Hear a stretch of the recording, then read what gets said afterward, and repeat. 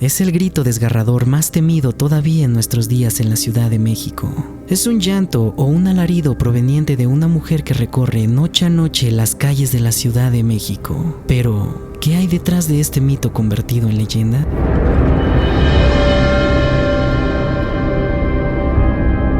La leyenda cobró vida en el México prehispánico, pero como era de suponerse, se han dado muchas interpretaciones de este suceso, pues se recuerda que desde tiempos muy remotos, los mexicanos se encerraban a piedra y lodo en cuanto daba el toque de queda. Nadie, al menos que estuviera loco, abandonaba su casa después de esta hora, pues se decía que por las calles andaba una mujer que flotaba en el aire con un vestido blanco, cubriendo su rostro con un velo muy suave y dando esos pavorosos gritos. Los pocos que en verdad la vieron aseguran que sus lamentos se escuchaban a distancias muy lejanas, por lo que no quedaba duda de que se trataba de un ser de ultratumba. Las mujeres de aquella época les inculcaron a sus hijos que en cuanto se diera el toque de queda debían reunirse para rezar un rosario, con la intención de que aquella mujer no se les acercara. Porque si algo era cierto, es que en cuanto más lejanos se escuchaban los lamentos, más cerca estaba la mujer del lugar.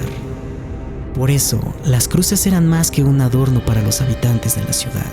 Pronto, los lamentos se escucharon por todas partes como un eco aterrador que hacían erizar hasta la piel del más valiente. Luego surgieron testimonios que decían que la Llorona, como ya se le conocía, traspasaba las paredes. Esto alarmó más a la población. Se cuenta que hasta los soldados que habían mostrado su valentía en la conquista de México, al llegar esa terrible hora, no querían salir a la calle. Los hombres se acobardaban y a las mujeres les temblaba todo el cuerpo. Los corazones se sobresaltaban al oír ese lamento que penetraba hasta los huesos. Poco tiempo después, comenzaron las muertes de aquellos que, envalentonados por el alcohol, salían a toparse con la mujer, pero nadie aseguraba que ella los mataba con sus propias manos, pues pudieron haber muerto solamente del susto. De aquellos curiosos surgieron las versiones que decían que la Llorona cruzaba la ciudad lentamente por las calles, plazas y callejuelas, y los que la vieron dicen que alzaba los brazos y emitía aquellos gemidos angustiosos que ponían a temblar a todos. Luego se desvanecía en el aire y al poco rato ya se escuchaba por otro lado, hasta que finalmente, justo cuando el día comenzaba a asomarse, se trasladaba hasta la Plaza Mayor, donde se hincaba, besaba el suelo y se ponía a llorar con mucha desesperación, terminando con un largo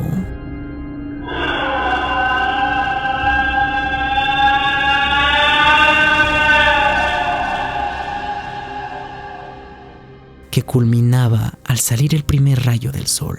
Esta era una de tantas versiones que se daban. Otras aseguraban que la Llorona desaparecía siempre a la orilla del lago de Xochimilco. Fue así como este ser de ultratumba se convirtió en parte de la vida cotidiana de los habitantes de la Ciudad de México. Algunos trataron de buscar el origen de esa tenebrosa mujer, porque ya para entonces a nadie le quedaba duda de que se trataba de una mujer que al parecer había perdido a sus hijos. De este suceso surgieron varias leyendas. Una de ellas afirmaba que era una mujer a quien la muerte sorprendió antes de casarse con el hombre que tanto amaba. Y la razón para volver del más allá era su deseo de verlo, porque se encontraba perdido en vicios que perturbaban su alma. Según otra, la mujer era viuda y se lamentaba porque sus hijos huérfanos estaban angustiados y sin que nadie los ayudara. También decían que la mujer era una pobre madre a quien le habían asesinado a sus hijos y que salía de la tumba para llorarles. Otros más decían que era una esposa infiel y que, como no hallaba paz en la otra vida, venía con el fin de alcanzar el perdón por sus faltas. Había quien afirmaba que la mujer había sido asesinada por su marido celoso,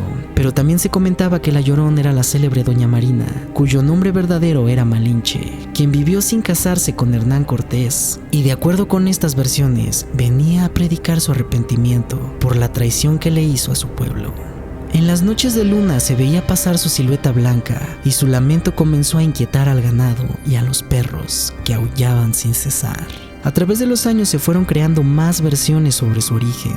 Por ejemplo, se creía que las mujeres muertas en parto solían venir a este mundo en una fecha determinada, convirtiéndose en fantasmas para asustar en los caminos a quienes transitaban por allí. Esta tradición se deriva también de las premoniciones que tuvieron los antiguos mexicanos antes de la llegada de los españoles, pues afirmaban que salía una mujer del lago y que angustiada profería el aterrador alarido. Pero la realidad ha salido a la luz últimamente. Después de muchas investigaciones, se ha llegado a la conclusión de que, a diferencia de otras leyendas que con frecuencia tienen un equivalente en otra, la historia de la mujer que se lamenta, o la Llorona, parece ser de origen únicamente mexicano.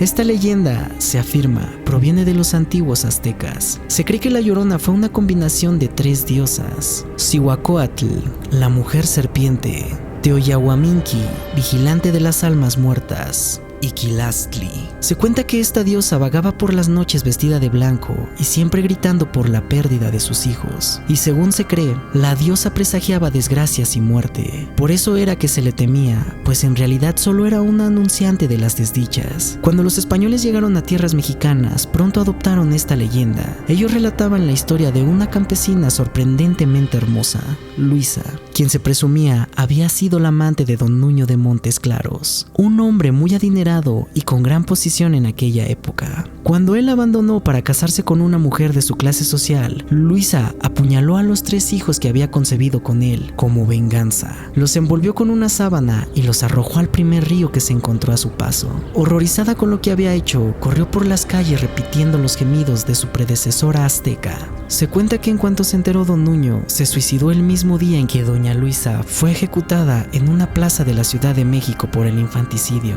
Desde entonces, doña Luisa camina por las calles llorando la pérdida de sus hijos, y como recuerda que los arrojó a un río, camina sobre las calles donde corrían los ríos principales de la ciudad, pues se supone que recorre estos fluidos de agua buscando a sus hijos. En cuanto a los gemidos, siguen siendo los mismos gritos aterradores que daba la mujer desde aquella época, solo que actualmente los ruidos provenientes de las calles y los generados por nosotros en nuestra casa nos impiden ponerle atención, pero esto no significa que nos sigan ahí.